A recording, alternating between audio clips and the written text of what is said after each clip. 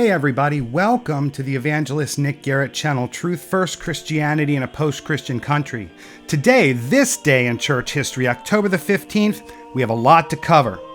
The main themes of the stories we're going to hear today are Islamic conversion to Christianity, Jewish conversion to Christianity, and the attempts to evangelize China during key times in our history. Across the other platforms today, I gave snippets about Rana Salambo, a diviner in Madagascar, a Muslim who converted to Christianity. I talked about the death of Janie Allen in Calcutta, another convert from Islam. We talked about the death of Samuel Porter, a one-time alcoholic who was converted to Christianity and through his sobriety served in a precursor to what became the Oxford Group and later Alcoholics Anonymous. We also touched base on Gladys Allward, who sailed from Liverpool bent on evangelizing in China. She took care of orphans, had heroic adventures, and inspired the film Inn of Sixth Happiness. Now, let's talk about a few other key important ones here. Now, first, on October 15th, 1846, Isaac Hessler makes his vows. He will form the Paulists, different from the Paulicans of the early church, a group determined to win Americans to the Roman Catholic Church. Look at the timeline. Reformation, early 1500s through 1600 to first generation. It continued.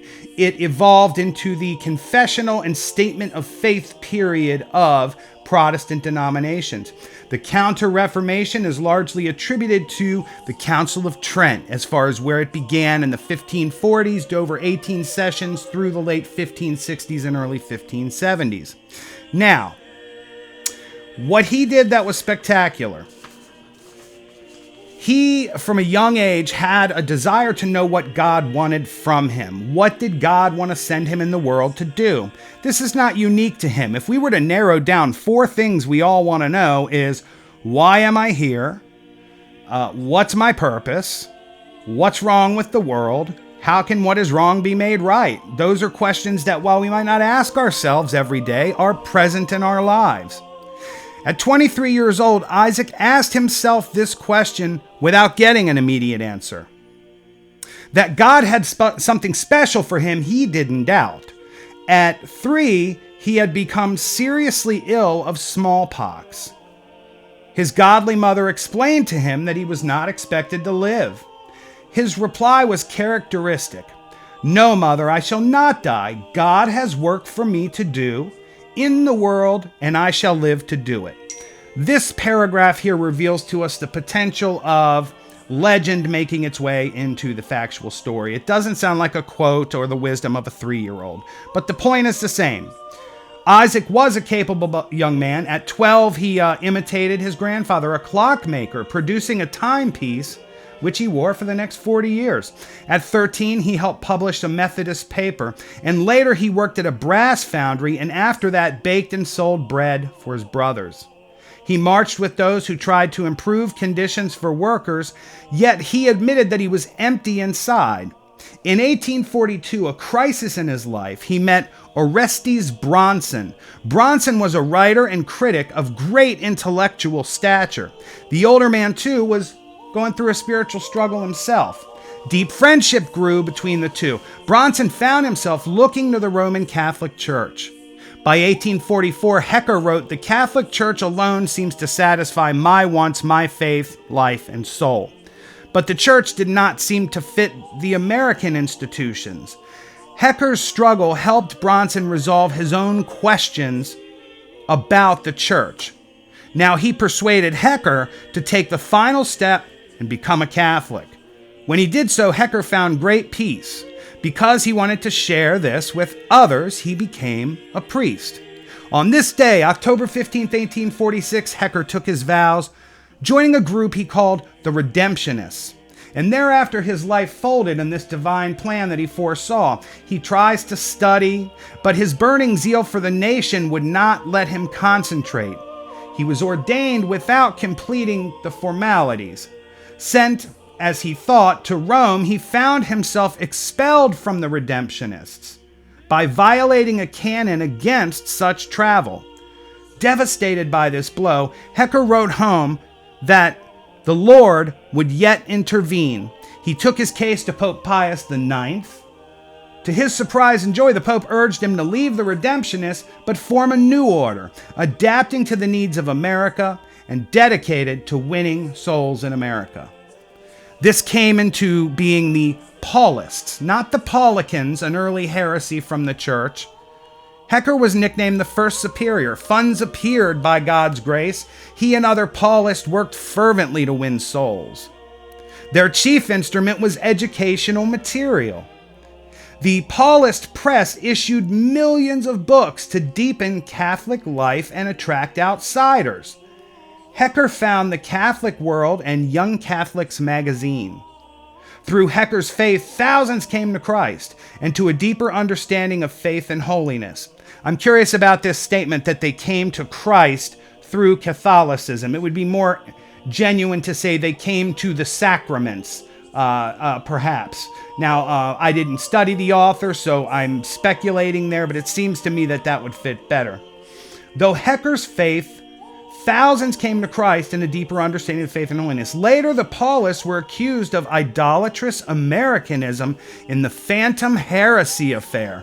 They were exonerated, though the last decade of his life, Hecker was very ill. We remember this man on October 15th, 1846. Next up, a feast for Samuel Shoeski. I have sat in this chair for over 20 years, said Bishop Samuel Isaac Joseph Shoeski, pronounced Shereshevsky, I apologize. It seemed very hard at first, but God knew best. He kept me from the work for which I am best fitted. The reason that Samuel was in a wheelchair was because he had been felled by overwork and sunstroke that left him paralyzed. He typed the last 2,000 pages of his Bible translation using a single finger on a typewriter. All of his other fingers had stopped moving by that point. Samuel was the last person one might have expected to end his life working for Jesus from a wheelchair. He was born a Jew in Lithuania in 1831, and when he reached youth, decided to become a rabbi. The University of Breslau, where it was a place for rabbis to train, and that is where he went. But things did not work out as he expected. The London Society for Promoting Christianity Among Jews sent him a copy of the New Testament written in Hebrew. Through reading this text, Samuel converted to Christianity. He dropped out of the rabbinical school, walked 500 miles to Germany, or rode 500 miles to Germany, and sometime later sailed to America, where he eventually studied theology. Samuel was 29 when Bishop Boone ordained him at St. George's Church, New York City. The Lithuanian convert was now a priest in the Episcopal Church and was sent into, here it is again, Shanghai, China. 8 years after his arrival in China, amiable Susan Mary Waring arrived as this missionary from Brooklyn. Within 2 weeks, they were engaged to be married. I'm going to pause for 1 second to tell you why these missionary interests in China came about in the early 1900s. During the 1800s, China and the European colonialist powers were at war. And the reason they were at war is because the European powers wanted to open China to trade, and they wanted to do so by having harbors they could have access to. Things went bad. The Opium Wars came about when the European powers pumped opium into the country to take out the country's wealth. So the jobs and the wealth of the Chinese economy were not being recreated inside. Another thing was happening at this time. There was a rise of populist groups, communist groups, nationalist groups who looked at the dying Qing Empire, the last imperial empire in China from the Forbidden City. A female had been in charge for many, many decades, and she was a savvy person, but she herself could not stand up to the influence of these one-sided Western treaties. When she knew she was going to die, what she did is it's speculated that the next heir to the throne of the Qing Empire was poisoned. And what they ended up doing was putting a 2-year-old boy named Isenjiro Puyi on the throne. So while he's learning to walk and talk, The country of China, as far as from the Forbidden City, was being ruled from courtiers, not consulting the emperor. He was too young to understand what was going on. By the time he came of age and understood what was going on, it was too late. The Boxer Rebellion had solidified groups that would otherwise have not worked together, and they had taken to the streets and they demanded the reform of the Qing Empire, and they demanded the reform of China. They wanted the foreign powers gone. They wanted their own resources. So, this hurt Eisenjiro Puyi because he spent his whole life being told he was the emperor. He was a teenager when he found out he wasn't in fact the emperor, that he had been held in the Forbidden City and fed this lie for his whole life. To his credit later, as tensions rose between China and Japan, he tried to begin negotiating on behalf of China, but he wasn't a good politician, and he got tricked by the Kuomintang military force in China. And what they did is they put him in charge of a state that they had invaded in China called Mongolia, and they named it Manchukuo. And they put Eisenjiro Puyi in charge of this. But he was largely just a puppet. He had no idea what was going on, and so many heinous things went on behind the scenes. You can see interesting videos on YouTube of Puyi's trial at the Nuremberg trials. You can also read his own autobiography called Twilight in the Forbidden City. From Emperor to Citizen. And you can read his teacher's book, Dr. Johnston, which is called Twilight in the Forbidden City. I apologize. Those are two great books. It was also made into a wonderful movie. So, all during this time, evangelizing and missionary to China became a very popular thing. That's why we have two stories on this day, October 15th, of events that took place in China. And that was what occurred with Samuel. He was asked to be the Bishop of Shanghai in 1875, and he turned it down. But in 1877, the job was pressed on him again, and he accepted. He was consecrated in Grace Church, New York. However, he held the position only for a few years before the sunstroke felled him. Western doctors could not help. He asked to return to China, and when that request was refused because of the unrest in China, the fall of the Imperial Qing, he then acquired a typewriter and spent life doing what he did best, translating. Most of that time was spent in a wheelchair. He's commemorated on October the 15th. And finally, today's story, October 15th, this day in church history, we're talking about Tekla, a woman who tamed the wild Teutons. The savage Teutonic people of Northern Europe were brought to Christ by missionaries in the 8th century. To give us some bearing, in the 8th century, Rome, via the church and nation states in Europe, were beginning to establish power again. Rome had fallen in 476. Power shifted to the east in Constantinople under great leaders like Justinian and Theodora. But now we see a rise once again in the 8th century, the early 700s, of popes not asking the emperor in Constantinople for permission. They're beginning to develop their own power once again. Christianity succeeds best where it reaches both sexes in a double-pronged approach.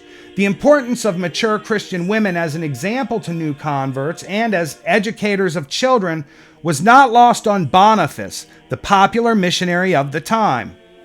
He asked Teta, the abbess of Wimborne, Dorset, to send him assistance.